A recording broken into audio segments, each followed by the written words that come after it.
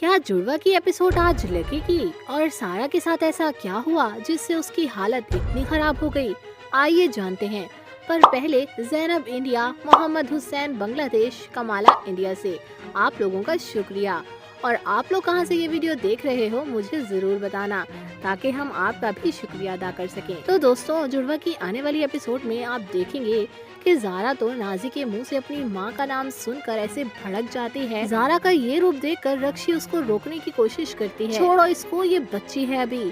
पर ज़ारा उसको आइंदा से अपनी जुबान से ऐसे अल्फाज निकालने से साफ मना कर देती है। तो दूसरी सीन में जैसे ही माहौल थोड़ा ठंडा होता है, हम देखते हैं कि ज़ारा आदिल के लिए अब फील कर रही है जो उसने कभी सरमद के लिए फील नहीं किया था। अब क्या सरमद भी ज़ारा को छोड़कर सारा की तरफ अपनी फीलिंग का इजहार करेगा? इन दोनों को साथ कौन कौन देखना चाहता है मुझे जरूर बताना। और जैसे ही सरमद अपने पेरेंट्स को सारा के घर लेकर आता है तो सारा को ये कहता है कि ये तुम्हारे रिश्ते के लिए आए। तो ये बातें सुनकर सारा की हालत ऐसे खराब हो जाती है जिसे नाना मियाँ और शाजिया देखकर हैरान हो जाते हैं। लेकिन आज तो नाना मियाँ ही इस बात से खौफजदा थे कि तब्दीली अच्छी होती है, पर ये तो पूरा बंदा ही चेंज हो चुका है।